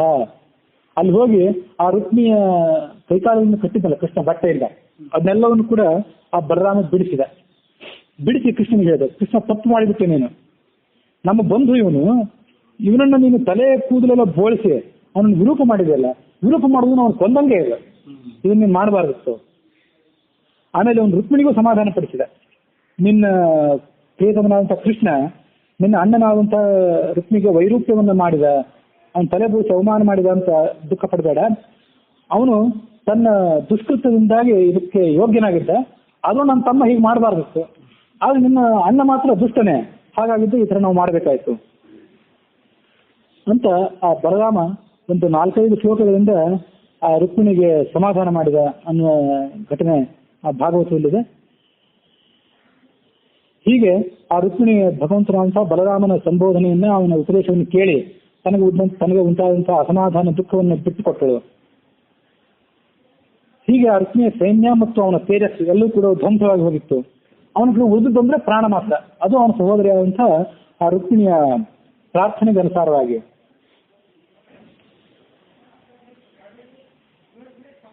ಅವನು ತನ್ನ ಜೀವಮಾನ ಪೂರ ಅದನ್ನ ನೆನೆಸ್ಕೊಳ್ತಾನೆ ಇದ್ದ, ತನಗೆ ಅವಮಾನ ಆದಂಥ ಪ್ರಕರಣವನ್ನು. ಅಹತ್ವಾ ದುರ್ಮತಿಂ ಕೃಷ್ಣಂ ಅಪ್ರತ್ಯೂಷ್ಯ ಯದೀಯಸೀಂ ಕುಂಡಿನಂ ನ ಪ್ರವೇಕ್ಷಾಮಿ ಚುಕ್ತ ತತ್ರಾವಸ ದೃಷ. ಅವನೇನ್ ಮಾಡಿದ ಅಂದ್ರೆ, ಇನ್ನೂ ಕೃಷ್ಣನನ್ನು ಕೊಲ್ಬೇಕು ಅನ್ನೋ ಆತಂಕ ಮಾತ್ರ ಅವನು ಬಿಟ್ಕೊಟ್ಟಿರ್ಲಿಲ್ಲ. ನನ್ನ ತಂಗಿ ಎಂದಾದ್ರೂ ಒಂದು ದಿವಸ ಕೃಷ್ಣನನ್ನು ನಾನು ಕೊಲ್ತೀನಿ, ತಂಗಿ ಅಂತ ರುಕ್ಮಿಣಿ ಹಿಂದೆ ಕರ್ಕೊಂಡ್ಬರ್ತೀನಿ, ಅದು ಮದುವೆ ಆದ್ಮೇಲೆ ಅಂತ ಆಲೋಚನೆ ಮಾಡಿದ್ರು, ದುರಾಲೋಚನೆ. ಆ ರುಕ್ಮಿಣಿ ಮಾತ್ರ ಏನ್ ಮಾಡಿದ್ರು, ಕೊನೆಗೆ ಕುಂಡಿನವನ್ನು ಪ್ರವೇಶ ಮಾಡೋದಿಲ್ಲ ಅಂತ ಹೇಳಿ ಆ ತನ್ನ ಕುಂಡಿನ ಪುರ ಅಂತ ಪುರ ಇತ್ತಲ್ಲ ಅದ್ರ ಹೊರಗೆ ಅವನು ವಾಸ ಮಾಡಿದ. ಭೋಜಕಟ ಅನ್ನುವಂಥ ಒಂದು ನಗರವನ್ನು ತಯಾರು ಮಾಡ್ಕೊಂಡ. ಇವತ್ತಿನ ನಗರ ಯಾವುದಂತ ಗೊತ್ತಿಲ್ಲ, ನಿಮ್ಗೆ ಎಲ್ಲಾದ್ರೂ ಗೊತ್ತಿದ್ರೆ ತಿಳಿಸಿ. ಭೋಜಕಟ ಅನ್ನುವಂಥ ಒಂದು ನಗರವನ್ನು ನಿರ್ಮಾಣ ಮಾಡಿಕೊಂಡು ಅಲ್ಲಿ ಭೋಜಕಟ ಅಲ್ಲಿ ಕುಂಡಿನಪುರ ಸುತ್ತಮುತ್ತ ಎಲ್ಲರೂ ಇದ್ದರು. ಮಹಾರಾಷ್ಟ್ರದ ನಾಗ್ಪುರ ಸಮೀಪ ಬಿದ್ದಿರ್ಬೇಕು.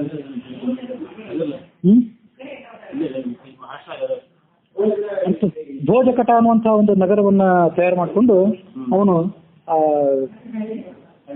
ಈ ರುಕ್ಮಿ ಅಲ್ಲೇ ಸಮೀಪದಲ್ಲೇ ವಾಸ ಮಾಡಿದ. ಹರಿವಂಶನು ಕೂಡ ಅದೇ ಮಾಹಿತಿ ಹೇಳ್ತದೆ. ವಿದರ್ಭ ದೇಶದಲ್ಲಿ ತನ್ನ ವಾಸಕ್ಕಾಗಿ ಮತ್ತೊಂದು ವಿಶಾಲವಾದ ನಗರವನ್ನು ಅವನು ಸ್ಥಾಪನೆ ಮಾಡಿಕೊಂಡ. ಭೋಜಕಟ ಅಂತ ಪ್ರಸಿದ್ಧ ಆಯಿತು. ಅಲ್ಲಿದ್ದುಕೊಂಡು ಅವನು ಈ ದಕ್ಷಿಣ ದೇಶದ ಎಲ್ಲ ರಾಜ್ಯಗಳನ್ನು ಕೂಡ ಪಾಲನೆ ಮಾಡ್ತಿದ್ದ. ಆಗ ಅವನ ಅಪ್ಪ ಮಾತ್ರ ಭೀಷ್ಮಕ, ಅವನು ಕುಂಡಿನಪುರದಲ್ಲೇ ಇದ್ದ. ಈ ಯುವರಾಜನಾದಂಥ ರುಕ್ಮಿ ಇವನು ಭೋಜಕಟ ಅನ್ನುವಂಥ ಊರಿನಲ್ಲಿ ಇದ್ದ.